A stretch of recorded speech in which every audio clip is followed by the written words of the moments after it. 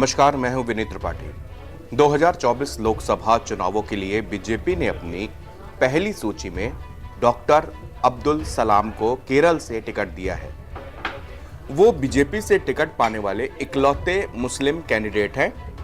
इसके बाद से अब्दुल सलाम लगातार सुर्खियों में हैं। केरल में बीजेपी ने 20 लोकसभा सीटों में से 12 सीटों के नाम तय किए हैं। इसमें मलप्पुरम से डॉक्टर अब्दुल सलाम को प्रत्याशी बनाया गया है। सलाम प्रधानमंत्री नरेंद्र मोदी के बड़े प्रशंसक हैं। उनके सोशल मीडिया अकाउंट पर खुद से ज्यादा प्रधानमंत्री नरेंद्र मोदी की तस्वीरें हैं। डॉक्टर सलाम कालीकट विश्वविद्यालय के कुलपति रह चुके हैं। अब्दुल सलाम को टिकट मिलना काफी अहम है, क्योंकि पिछले लोकसभा चुनाव में बीजेपी ने एक भी मुस्लिम कैंडिडेट को टिकट नहीं दिया था।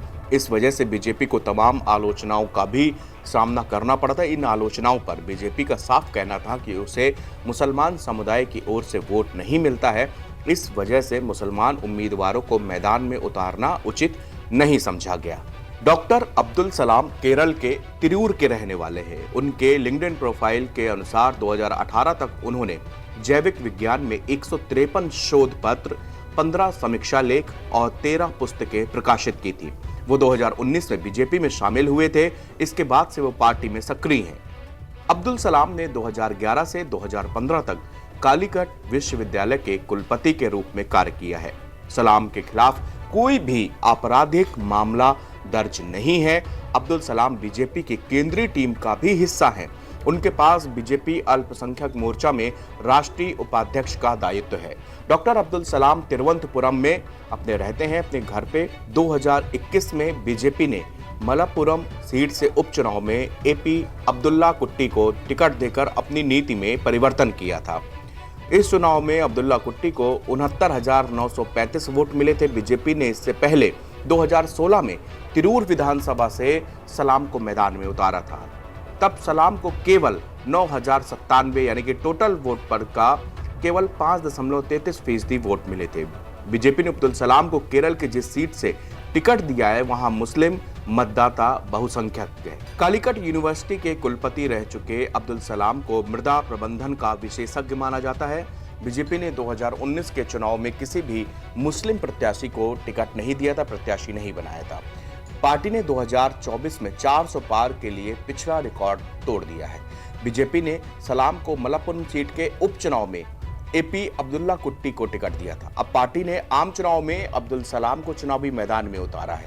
2019 और फिर 2021 के उपचुनाव में यहां से इंडियन यूनियन मुस्लिम लीग यानी यूएमएल को जीत मिली थी। बीजेपी दोनों चुनाव में तीसरे पायदान पर रही थी। 2009 से इस सीट पर आईयूएमएल का कब्जा रहा है।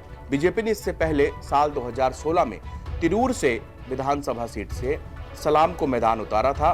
बीजेपी को उम्मीद है कि अब्दुल सलाम मलप्पुरम सीट्स के गेम चेंजर साबित हो सकते हैं। यह सीट मुस्लिम मतदाता बाहुल है। बीजेपी ने अब्दुल सलाम को उतारकर कांग्रेस की अगुवाई वाले यूडीएफ को सीधी चुनौती दी है। अभी यहां से आईयूएमएल के मोहम्मद बशीर सांसद हैं। 71 साल के अब्दुल सलाम एक गरीब पृष्ठभूमि से आते हैं। उनकी एक बहन और 9 भाई हैं। मृदा प्रबंधन के क्षेत्र में परास्नातक करने से पहले अब तक वह स्कूल जाने के लिए हर रोज 9 किलोमीटर का सफर पैदल ही तय किया करते थे। फसलों के पोषण और काजू की फसल पर शोध करने के बाद उन्होंने अध्यापक की दिशा में कदम बढ़ाए। इसके बाद उन्होंने विभागाध्यक्ष से लेकर एसोसिएटेड डीन जैसे पदों पर भी काम किया है। उन्होंने कुवैत और सूरीनाम में विजिटिंग प्रोफेसर के रूप में भी काम किया है। इसके साथ साथ ही उन्होंने 153 पेपर्स और 13 किताबें भी प्रकाशित की है। और वो साल 2011 से लेकर 2015 तक कालीकट यूनिवर्सिटी के वाइस चांसलर रहे हैं। बीजेपी से जुड़ाव के सवाल पर अब्दुल सलाम कहते हैं कि उन्हें पीएम मोदी ने काफी प्रभावित किया है। सलाम यहां तक कहते हैं कि वो इकलौते ऐसे शख्स हैं जिन्होंने मुझे पूरी तरह से मंत्रमुग्ध किया है। केरल के राज्यपाल आरिफ मोहम्मद खान की तरह ही सलाम प्रगतिवादी सोच रखते हैं। वो पूर्व में मुल्लाओं, मुफ्ती और मौलानाओं की आलोचना करते हुए नजर आए हैं। अब बीजेपी ने सीट से उनको टिकट देकर जहां एक और ये भ्रांति तोड़ दी कि बीजेपी ने साल 2019 के इलेक्शन में किसी भी मुस्लिम कैंडिडेट को टिकट नहीं दिया, वहीं पे इस सीट के भी सारे समीकरण इस नाम के आने से बिगड़ गए हैं।